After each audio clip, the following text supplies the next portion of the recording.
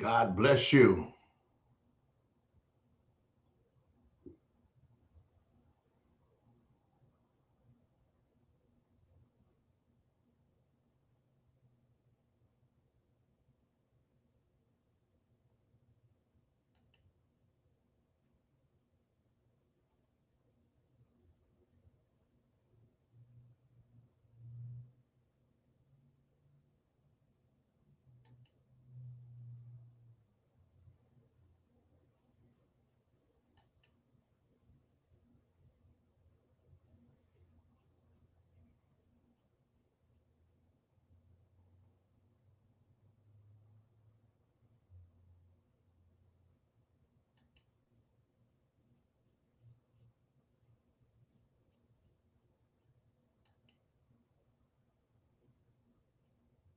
God bless you on this evening. It is great to be with you, and I'm thankful that we are together on this evening.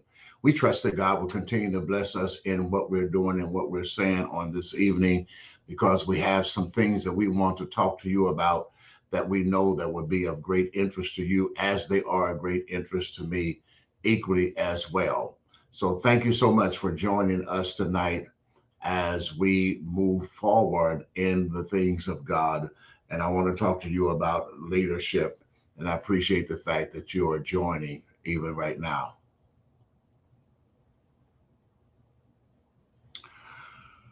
I want to talk about leadership, exercising the gift of leadership. We need to exercise the gift of leadership. And I do believe that we can, and that we obviously should. The point being is that it's going to take leaders in this time of living to carry on in the ways that God would have us to carry on and to do the mighty things that God would have us to do. And so I'm glad that you are joining me this evening so that we can, in fact, do just that. So, once again, leadership. We have picked up something from someone that I was reading the other day, and there are some things that have been said by different persons, and I want to share some of those thoughts that they share, and give you obviously the names of those persons who shared them. God bless you, Mary Monday.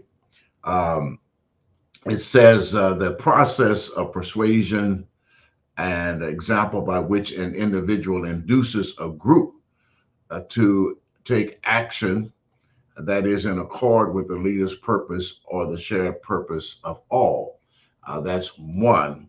And that's, of course, comes from a person by the name of John Gardner. Another definition is the discipline of deliberately exerting special influence within a group to move it toward goals of beneficial uh, permanence that fulfill the group's real needs. And that is from John Hagee. And the other one is the act of helping others work in an environment within which each individual serving under him finds himself encouraged and stimulated to a point where he is helped to realize his fullest potential to contribute meaningfully. And that is from Ted Engstrom. I just brought those out. Those are people who have talked about um, leadership and the definition as they see of leadership. And I wanted to talk to you about that because there are words that come out of their discussion that are good discussions that a person has provided. And I want to share those things too. What is leadership defined? Persuasion, be an example, special influence, helping, to take action, to move toward goals, to encourage and to stimulate, uh, shared purposes, real needs, individual potential, and that's leadership. A Christian leadership, it goes on to say, is a person who influences people to accomplish a purpose. A Christian leader is an individual in whose life Jesus is Lord and who uses biblical principles to influence others to accomplish God's purpose. Just want to just stay there a bit, BJ Watson. God bless you. I want to stay there just a moment and and speak to you concerning this. It's my understanding that some people are having a difficulty finding us. I don't know what the problem is, but I trust that eventually that they will. Thank you, Mary Monday and BJ Watson, for joining, and others who will be. I'm most appreciative. Okay. Um, I want to talk about this leadership because not only do I want to talk about leadership as it pertains to a Christian, but I want to talk about leadership in general. Uh, Often leaders are um, criticized. Often leaders are ridiculed. There are people who look at leaders and try to take away from them who they are and what they are about. And I want to just share with you a couple of things as it pertains to that, because we have some good leaders who are in church and leaders who are outside. And allow me, if you will, to talk about one person who has done all three things that were discussed by John Gardner, John Hagee, and Ted Engstrom. God bless you, Marshall Thompson. Now, here's the situation that we have to deal with, and that is that we have this going, and Dr. Glover, who is the president of Tennessee State University, a tremendous leader in her own right, unassuming, but does things meaningful and purposefully that we need to have done for Tennessee State to continue in what it is doing today as it relates to other universities that are much larger, have more money coming into them. But she has done a tremendous job there at Tennessee State University. Now, one thing about leadership, when you're a leader, there are those who will come against you. There will be those who will criticize you and make you feel as if you are nothing, or that you are inadequate, or that you really should be replaced. Uh, in the sense of that attitude, I believe that if someone such as Dr. Glover should have anything done to her, it should be that she should be commended for what she's doing and not be tossed about in conversation by those persons who may have the authority to move her on along. Tennessee State is doing better now than it has been. We can see the growth numerically in the student population. We can see how that it ranks among other universities in the United States. And we can look also at the number of people who have graduated from it, who have received a great deal of prominence in what Tennessee State University has done to them with regard to where they are now. I know many of them have gone on to high-ranking positions in government, high-ranking positions in industry, high-ranking positions in business, high-ranking positions in other institutions of higher learning. I know of them personally, and I'm sure that many of you who are listening to me tonight can attest to that equally as well. And so Dr. Glover has done great things for that university. And again, should be commended for the energies that she has expended in making that university what it is. And I'd like to also continue by saying that when the member of the House of Representatives for the state of Tennessee brought to the attention of other members of the House that there was something like $500 million that should have been given to and awarded to Tennessee State University, it was not. However, since then, I believe 250 million are supposed to go to them. I'm not sure that Tennessee State has it yet, but supposed to have, and of that 500 million. Now, some people are bothered by that, but they should not be, because that is money that was owing to Tennessee State University. And Dr. Glover used money that she received for the university to bring in students. The highest enrollment of underclassmen came about this in 2022. The highest enrollment of freshmen came about in 2022. And so that's a great thing. That's leadership. I'm just talking about leadership. I'm going to get off into the church aspect, but I want you to know leadership.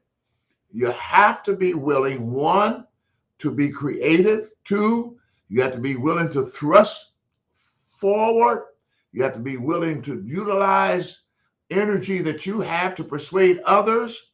And so Dr. Glover has done just that. And we should be commending her for her efforts. We should commend her for her energies. We should commend her for being who she is and doing what she has done, and appreciate, and then try to inform others of what we know about what's going on at Tennessee State University. Now, let me just say this. There have been some negatives that have come close to the campus. There have been some things that are happening, and they're happening everywhere. As a president, she cannot be responsible for all of the things. If we're not going to commend her for all of the good of TSU, then we should not degrade her for some bad things that are happening, which are beyond her control. What we should do is say to her, job well done, and continue with it. And even if she has other position that has been afforded her to be a chairman of this and a chairman person of that, that's a great thing. And we should be proud that the fact that there are others who understand the leadership that she has and that she's willing to display, and where others may benefit from. It lets us know that we are privileged, as it were, to have her as president of Tennessee State University.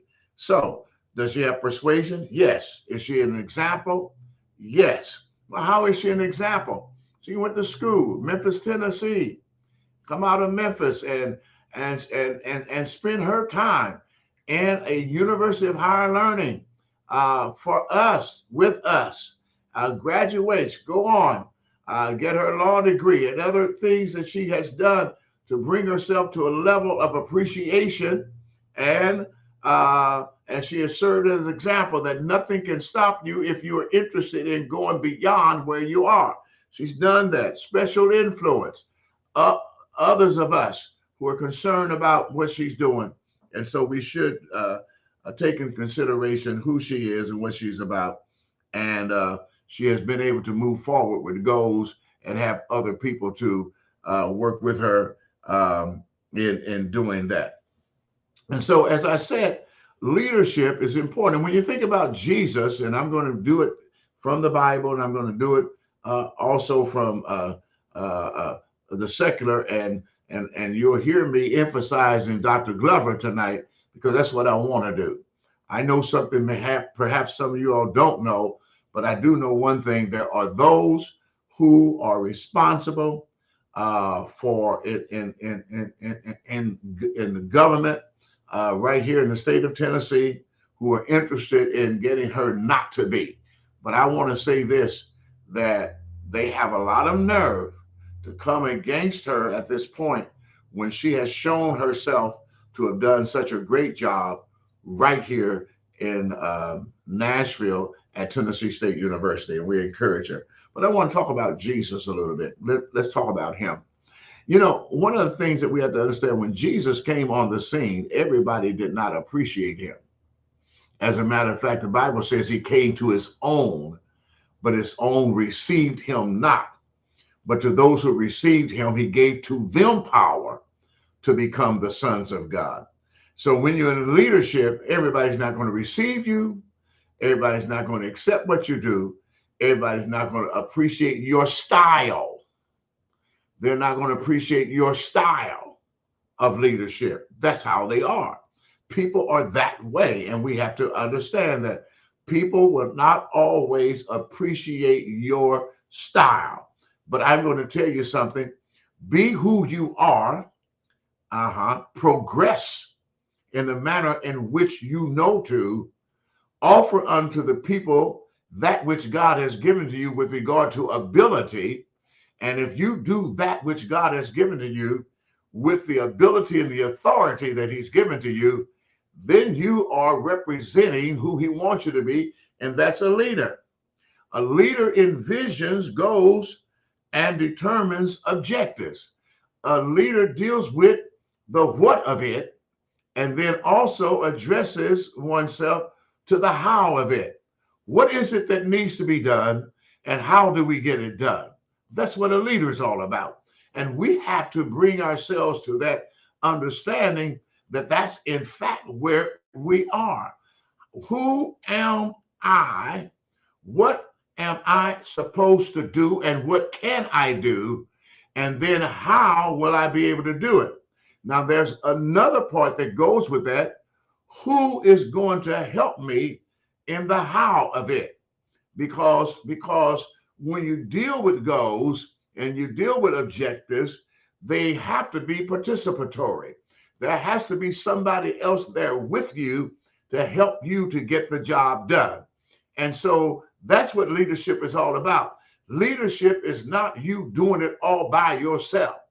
Leadership is you delegating to others responsibilities, which helps you to implement those objectives that you have to satisfy the reaching of the goals that you have. And it can be done, and it should be done. That's what Jesus did. Think about it. When Jesus first got started, he called unto himself disciples. He spoke to them individually and caused them to work with him. Not that he didn't have the power. It's not that he didn't have the ability and that he did not have the authority, because he did. But he wanted inclusivity. Why? Because he knew that once he left the earth, there would need to be some people on the earth to carry out the what? Carry out the vision that he had so established that came from his Father. And so he brought them in and he taught them. Think about it. He taught them for 3.5 years.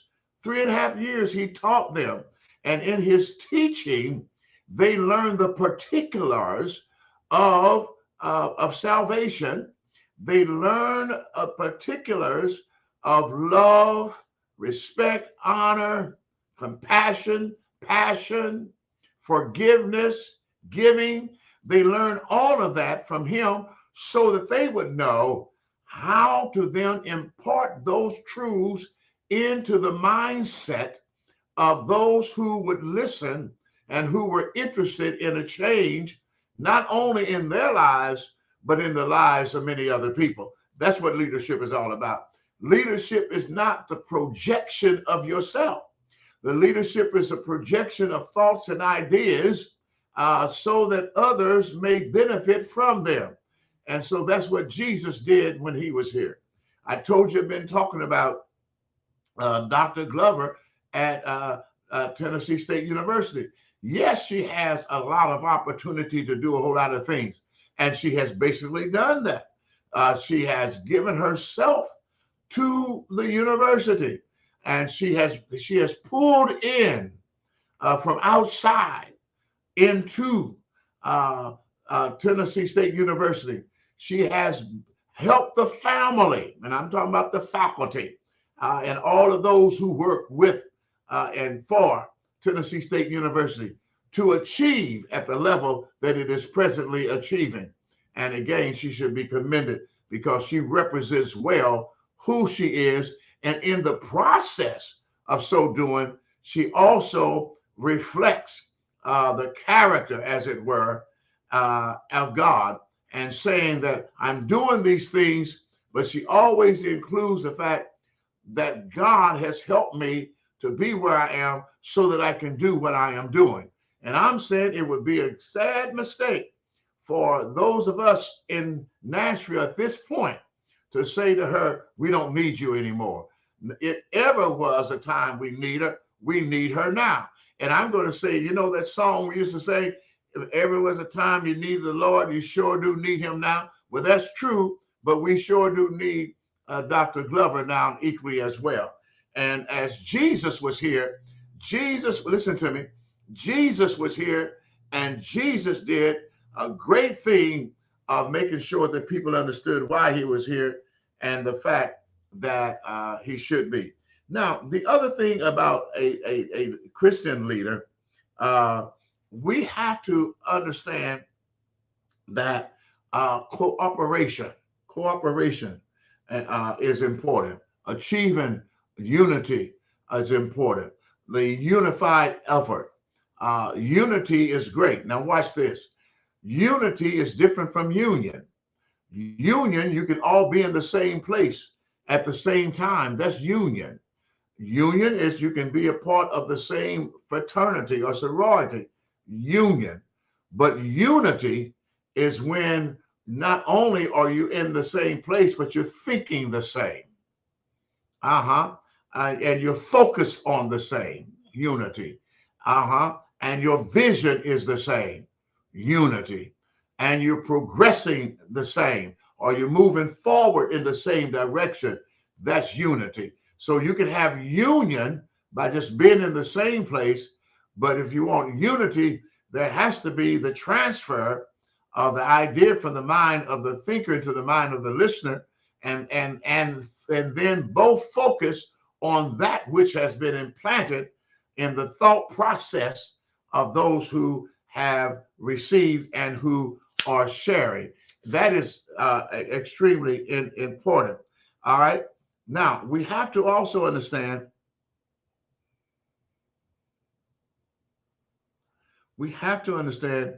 that leaders are important because leaders are not always the ones who are doing. Leaders are projecting the thought of doing. They have other people who are doing. Leaders get the right things done. This is somebody else. Leaders get the right things done while managers get the things done right. Okay, that's not me. That's someone else I'm giving credit to. All right. So leaders get the right things done while managers get the things done right. And so leaders have to understand you have a place and you do something and you work in the area of getting others to make sure that that which you desire to have done is in fact done.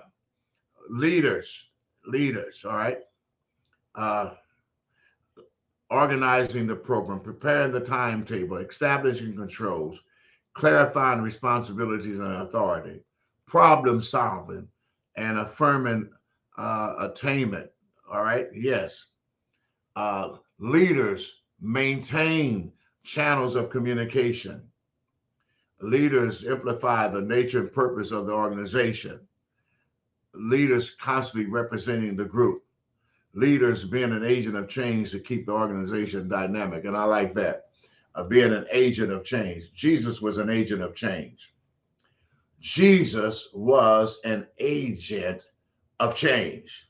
And if you are a leader, both secular and or ecclesiastical, if you are a leader uh, who is in the Christian faith, if you are a leader, you're an agent of change. And so we have to say that we have to be agents of change. God bless you, Betty Patrick. And I apologize. My understanding the people have a problem getting on tonight for whatever the reason. But I appreciate those of you who are on. God bless you. But a leader is an agent of change. You are the one who projects. You project change. Leaders project change. Are you still there? Leader projects change, but you have other people working with you in that process. That there is something that should be done, and you don't try to do it all yourself, but you have others to help you to do it. Jesus sent the disciples out by twos, and he told them to go into the cities. Those who would receive them, all right, spend your time there, working toward the goal. What goal? The goal of Jesus. On the other hand, if they didn't receive you, don't stay, shake the dust, and keep moving. And so he gave them the format by which they were to operate. A leader has to always understand where he or she's going and give away to the format so that the operation can take place. And that's about what I am today. And that's what you should be about today. Now, like I said, I've spent a lot of time talking about Jesus, but I've also spent some time talking about Dr. Glover.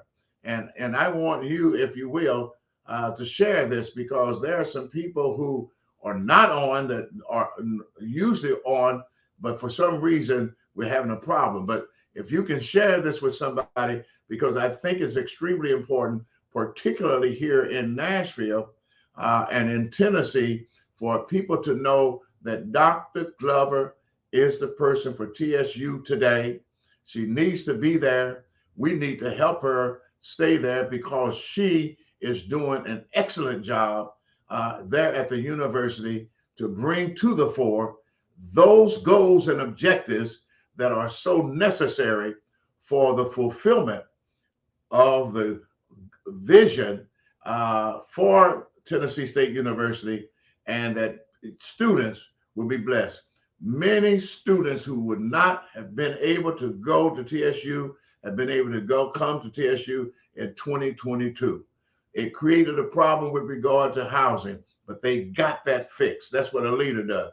A leader is not without problems. A leader moves towards solving the problem. None of us, it doesn't make any difference who we are and how we are, none of us are without problems. We have them. But what do you do with the problems that you have? Are you a problem solver? Or are you somebody who's irritated by the problem that you feel like giving up? Leaders don't give up at all. Leaders don't. Jesus didn't give up. Jesus held fast. He had to go to the cross, but he held fast. And I'm going to tell you, if you're a leader, you will hold fast. You won't give up. Wimps give up. Wimps give up. Leaders don't give up. We stand the test. We stand up and we stand tall and we say we can do it and we do it. And so I'm saying to you on tonight, and I trust that you got something, because like I said, some of the people who would have been on for whatever reason haven't been able to get on. But I want you to know one thing, that you can make it through every situation that you go through. And don't you ever feel like you cannot. You may not be the best, but do your best. Yeah. You may not be the best, but do your best. And if you do your best, you will accomplish the goals that God would have you to accomplish. Thank you so much for joining me tonight. Don't forget to share this with somebody, because we have so many who are not on. Share this with somebody and know this, your turn will come when you be in leadership. And when you are, you'll want to have good followers. So don't wait until you become a leader. Start following well now. And when you become a leader, you'll have those who will follow you. Whatsoever man soweth, that shall he also reap. My final words to you, I appreciate you joining. I wish above all things that others and all of us could be in the same place at the same time, enjoying the things of God and the Word of God. But we're not. But one thing is for certain, through virtual experience and through technology, we are where you are.